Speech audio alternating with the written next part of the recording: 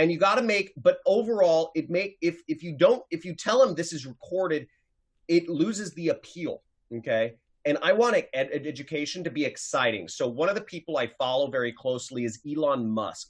Whenever he says something about education, I follow it very closely. And what Elon Musk said, somebody asked him, because he has his own school. He built a school for his kids. And they said, what should education be? How do you innovate education?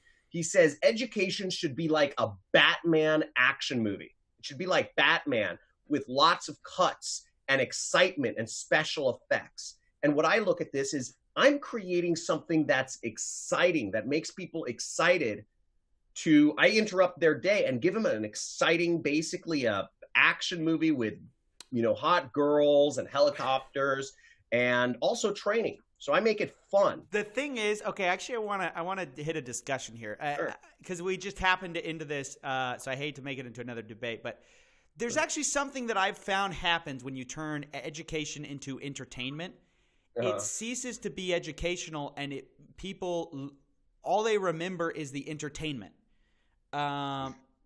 No, it's true. It's true. That's education should be boring. It's not boring. Worst. But the point is, if you throw a bunch of hot girls at the front of a class, that's a bad argument. Listen, if you throw a bunch of hot girls at the front of a calculus class, they're not going to remember the calculus, John. Do you agree with me? If you put a hot girl at the front of the calculus class, but if you put a hot girl in the front of the calculus class and you say, "Hey, look, if you pay attention, we're going to differentiate this. If you pay attention to this class, you can marry somebody that looks like this," and then you kick her out. Yeah, I'm not sitting there teaching in front of a helicopter. I arrive in the helicopter and then I go into education. All right, hold on. Let me play the end of this. Let me play the end of this clip. 1 second. By the way, let me say, I agree with the hook thing. I just disagree that education itself should be exciting. To be clear. All right, 1 second. It's been boring for hundreds of years. Gonna get out. Thanks.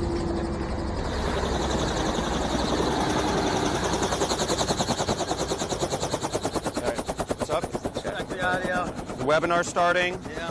Okay. Going on. How's the flight? Is this on? Edutainment. Good. Edutainment's a great one. Okay. Cool. Everybody can hear me?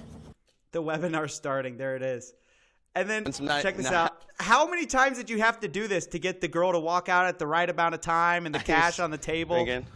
What's up, Ryan? So that one was what was actually great about that. Okay, was so she was a cool. We're set up here. Pro.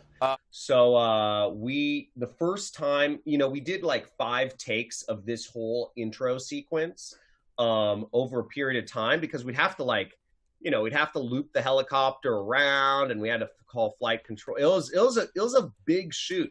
It was a lot of fun. It was kind of like a movie set. But to get the girl to do that, well, the first time we said, hey, we need, we brought the girl in. I think she was drinking. How much do you have to pay someone to do that? To do like a scene where they're in a bikini and they walk out and they do the shot? I think we paid him $100 each, but we told him there was like, my buddy, he's like in a famous band, and he said he's like, come hang out. I'm in Palm Springs on a YouTube shoot. Like, there's free alcohol. Hang out by the pool. You'll have to work for like 30 minutes, but that's about it. They're like, oh, cool. Like, they just want to hang out, so you don't have to pay much. All right. Yeah, they were drinking the whole time. They were having fun. It was kind of distracting. See, it can't be educated when you're distracted, John. That's my whole point. All right, no. So then you get the hook. Then what? It's like how do you get them from their cold traffic? They don't know you from Adam to like, I'm gonna buy a $997 course.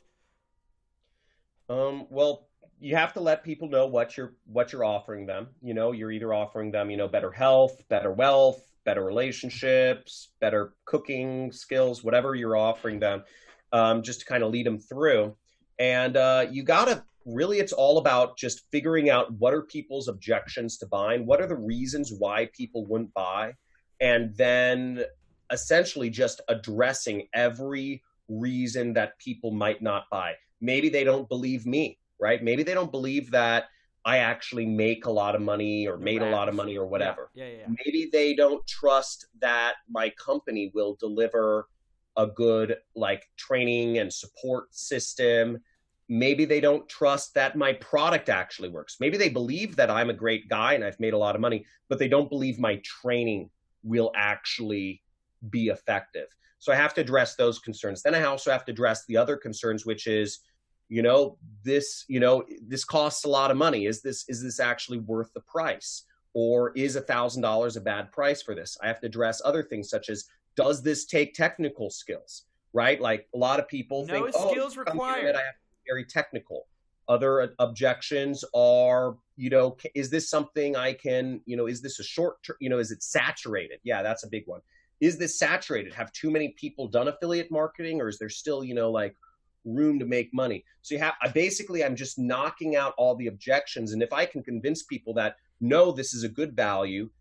Yes, you have the skills to do this now. Yes, there is opportunity doing this. I'm a good person. My company is a good, trustworthy company, and the product works. If I can convince people of all of those things, that's just what I'm doing. For 2 hours, I'm literally just addressing those concerns in a variety of different ways. Now, I've always found it interesting that like people on YouTube, to get retention, they're all about short. And all the webinars are hour plus. Sorry, that's my dog barking. But all the webinars are an hour plus. Why over an hour? Is it just you need time with people to make them feel like they know you? What is it?